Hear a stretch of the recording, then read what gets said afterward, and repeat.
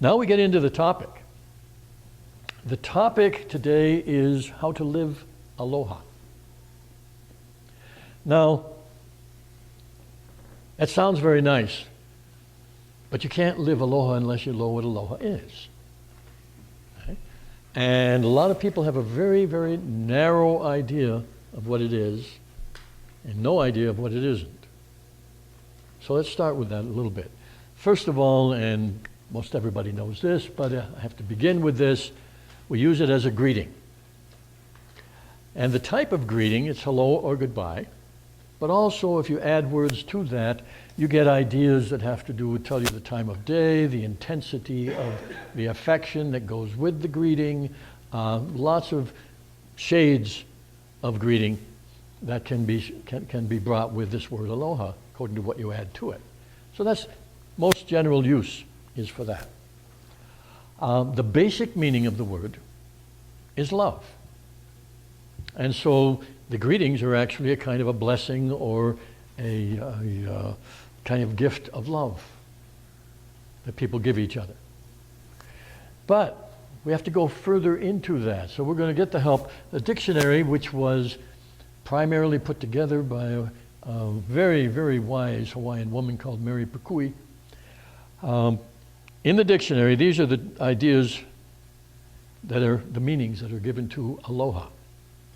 The word love, affection, compassion, sympathy, pity, kindness, sentiment, grace, charity, greeting, salutation, regards, sweetheart, lover, loved one, goes on a minute, beloved, loving, kind, compassionate, charitable, lovable, to love, to be fond of, to show kindness or mercy or pity or charity or affection, to venerate, to honor, to remember with affection, to greet and to hail, and implied in all of that is friendship.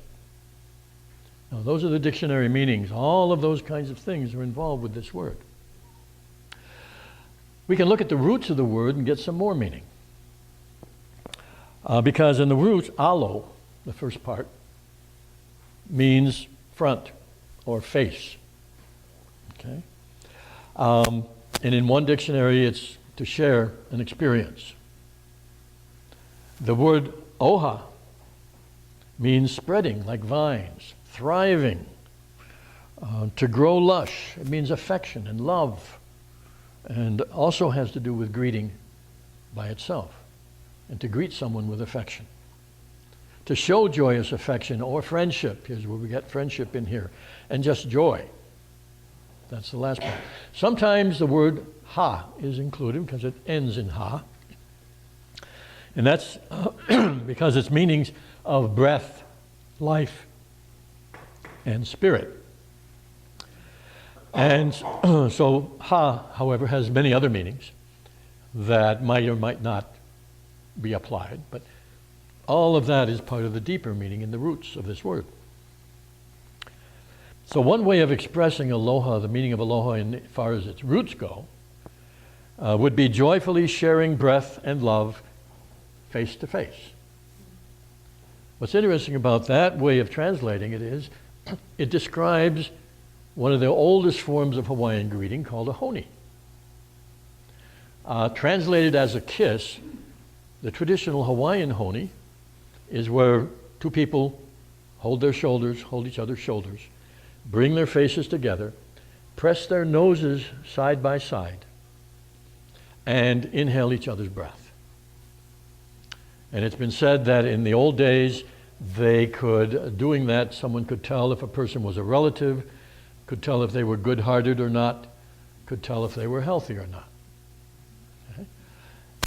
Today we're seeing a lot more of a Maori variation, the way the Maori do it, which is pressing foreheads together. And there are even variations on that. But the traditional Hawaiian is pressing the nose side by side, not rubbing noses. That's Eskimo. Okay? Pressing and breathing. Okay? So, but that's really comes close to that translation from the roots of the word. Right? So now, some Hawaiians have borrowed a Western technique of giving a meaning to each letter of the word. In fact, they did this even there was a law that was passed, not a law of obligation, because you can't do that with aloha, but a law of guidance for aloha between all the legislators. Okay?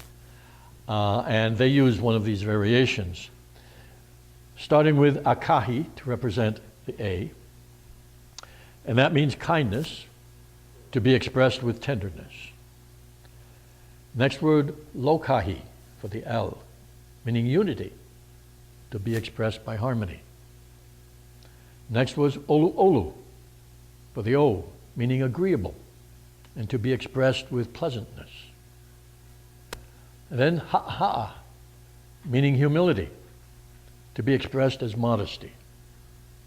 And ahunui, for the last A, meaning patience, to be expressed with persistence and perseverance. Okay?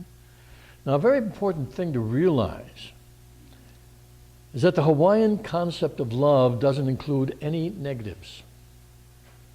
There's no fear, there's no anger, there's no jealousy. None of these have anything to do with love. And they recognize that. That's the way they interpreted it. Okay?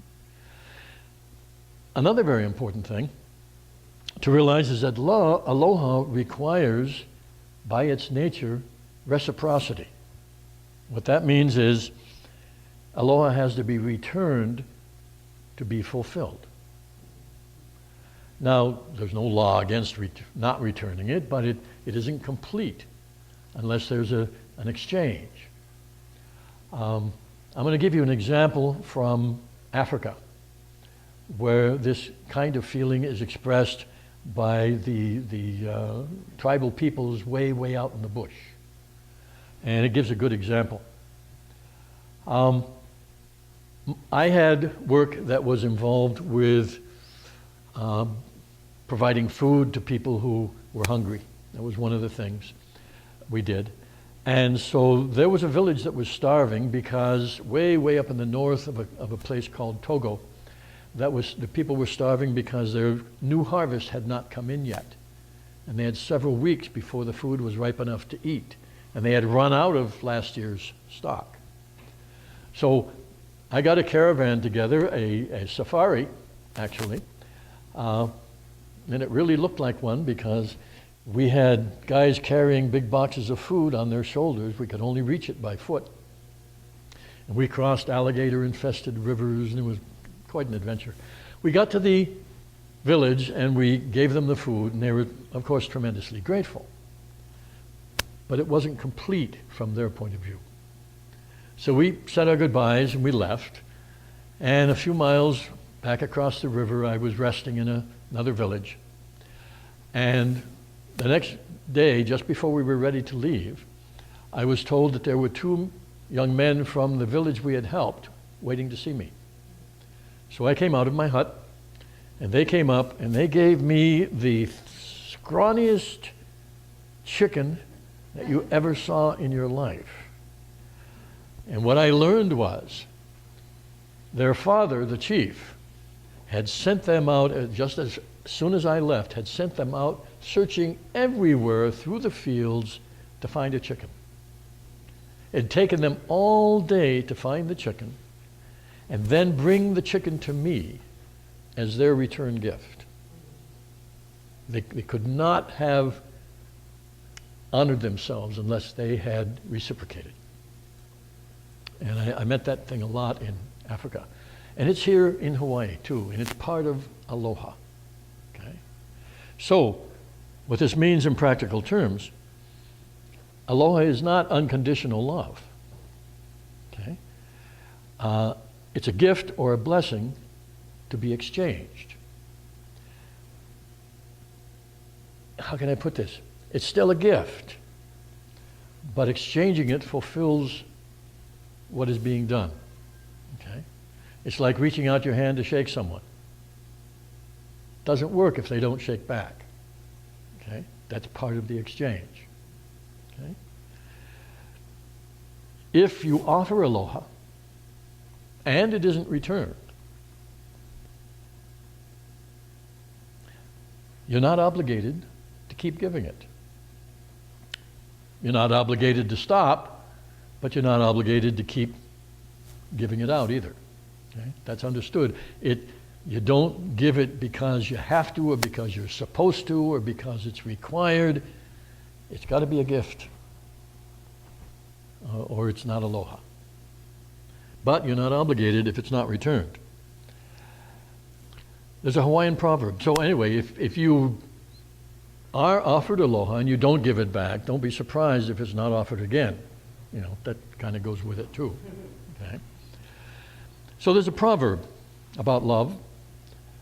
Ua kaluma kanaka I ke aloha.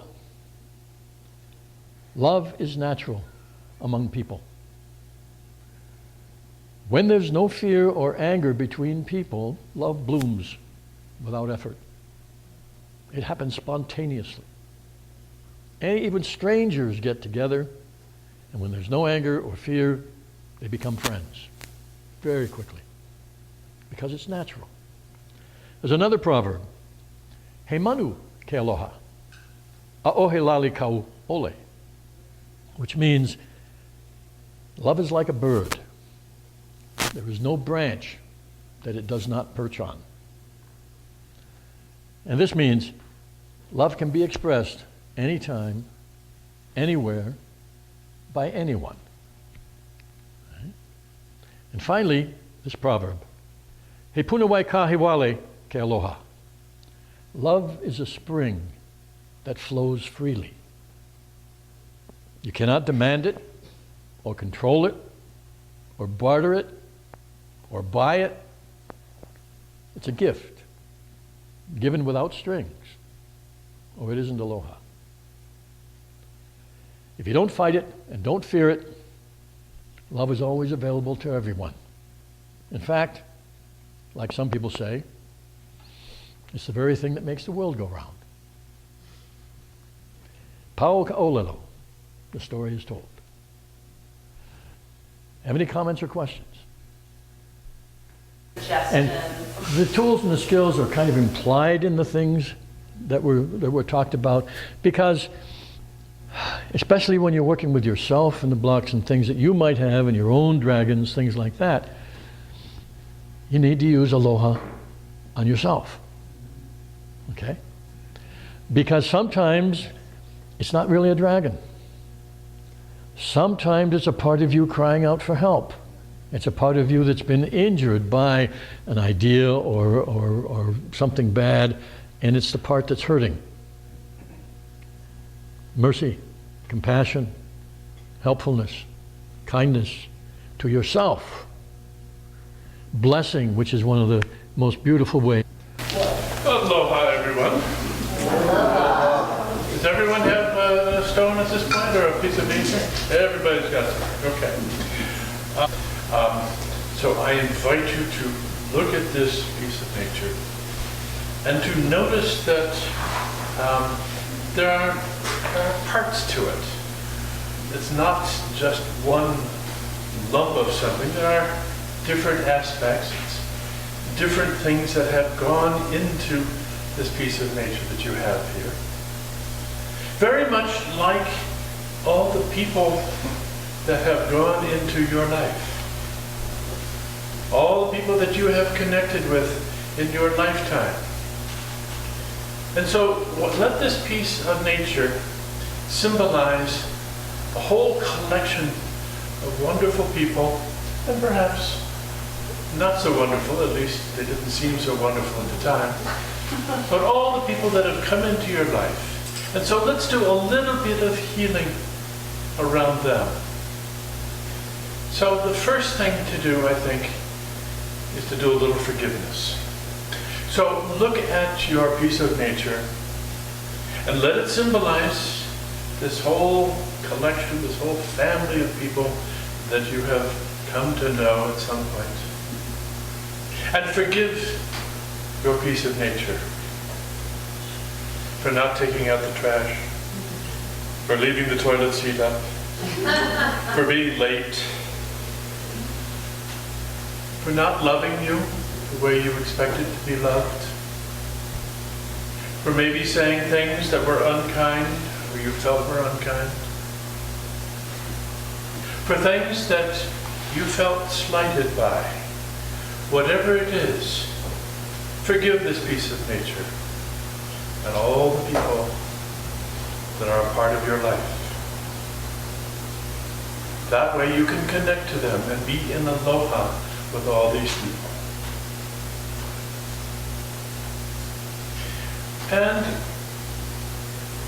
give thanks to all these people that are collected in your piece of nature.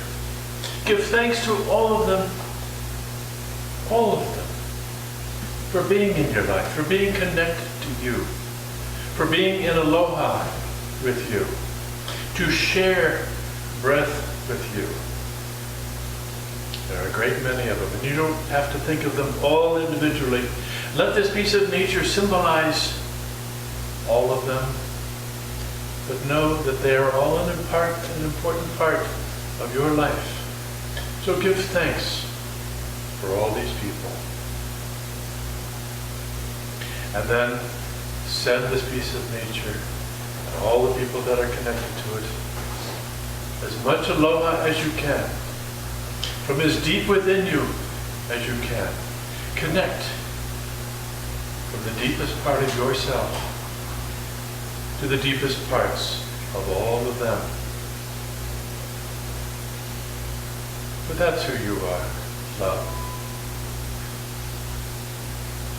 Let your connection, let your aloha, let your whole being recognize that they are a part of you and you are an integral part of them.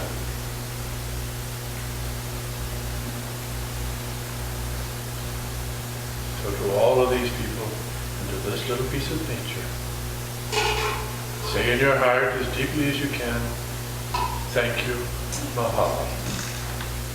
And before you put this piece of nature back in the basket, give it your breath.